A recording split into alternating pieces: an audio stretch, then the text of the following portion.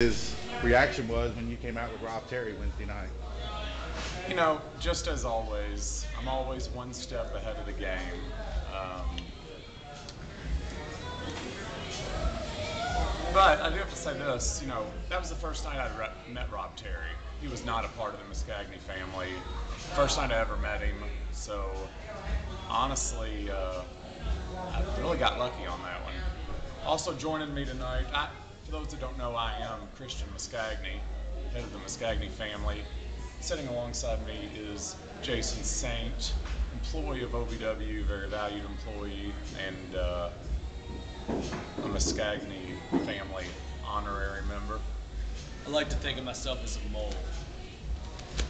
He's my man, and he's the man that makes a lot of the stuff happen behind the scenes. If you could pick one person to take the OVW TV belt, who would you take? I would like to see the television title around Mr. Spectacular's waist. I think he would absolutely destroy Susio or Silvio or Tie-Dyed or whatever the hell they're called. What are they called? Team tie-dye, but the question is, you're going to put the belt around his waist? Is he big enough? I think he's a little too big for the belt, isn't he? Well, I don't want that. I hit over his shoulder. His obliques would knock the thing out. Yeah, but Team Tie-Dye, they can't touch us. Bowling 2.0, I heard them on the TV the other day saying, nobody wants any of Bowling 2.0. I don't care if guys are good guys, bad guys, what my relationship is with them. The Mascagni family right now, and I'm talking about the world champion Rudy Switchblade, Marcus Anthony, Mr. Spectacular, who got screwed out of the Southern Tag titles last week. Rob Terry, who we've now come to terms with, and of course Muhammad Ali Baez. I'm saying not just Ohio Valley Wrestling. I would put that faction up against any wrestling group in the country. Like really, who couldn't they beat?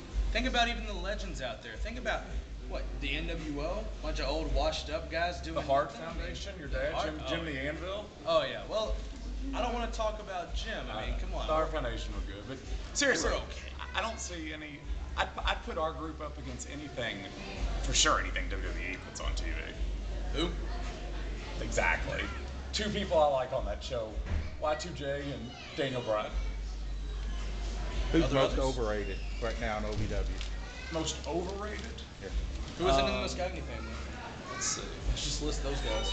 Well, I mean,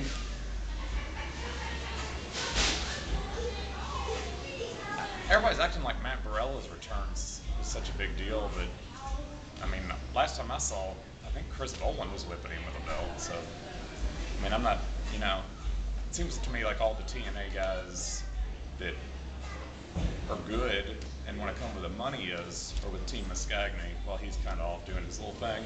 What are they, Los Locos or something? I think they were. What are they now? Has-beens? Yeah, I don't know.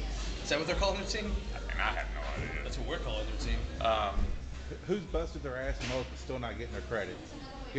Paying their dues, but still they're underrated. They're not getting no shots, or just kind of thrown out there against nobody. I really like Raphael Constantine. I think when he had that shtick going where he was wrestling while he was talking on the mic, I thought that was hilarious. I don't think, he's another guy I'd put, if I couldn't have a Mascagni family member, I'd like to see him with the TV title. Beautiful. I'm also a big fan of Sexy Sean Casey. I think he's somebody who's wrestled all around the world, and I really like the pairing of him and Raphael, and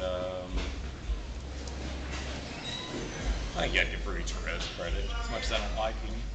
Randy Torres. Don't insult Rudy like that. Come on, man. Underrated. Who else am I like? What about Lennox Norris? I like Lennox. I think Lennox, if they let him shine, I think he's super athletic. I think this whole thing is stupid. I think if they let him do serious wrestling, he kind of reminds me of a Too Cold Scorpio type wrestler. Oh yeah. What about Espy? Who? Brian Espinosa. Espy? Yeah. I like Espy. Yeah. I think Espy's underrated, and I look forward to watching him kick some manhood into paradise. I think he has enough manhood in him, if you ask me. What's one thing you tell anybody in OVW to watch out for in the coming weeks from you and the rest of your family? Well, what isn't there to watch out for? Any more surprises? It seems to me that number one, you never know who I'm going to have show up. As it's been documented, I am a criminal defense attorney here in town. My bankroll is endless, and I will bring in, you never know who I'm going to bring in. Now with our new relationship with Impact, I have the ability now to reach out and bring some of those guys down here. So you never know who I'm going to bring in, but the overall goal is this. Number one, I want to control every single title in OVW. Number two, I want to finally kick Danny Davis's has-been ass out of the business and let somebody run the company who's young, who's smart, and who knows what's going on. Number three, this is directed at you, Mike Mondo. We still have unfinished business because in a wrestling ring, you might be all that. But buddy, let me tell you this. I'm 6'3", I'm 220 pounds, and I've been in more fights than probably you and the whole locker room combined. And I am not scared of you to take you on in a parking lot anywhere in the world. I had a medical disease that caused some bladder problems during our match, but so it was unfortunate that some urination came out as a problem. It was one of the most humiliating moments of my career. That Mike Mondo, I'm coming for your ass at some point.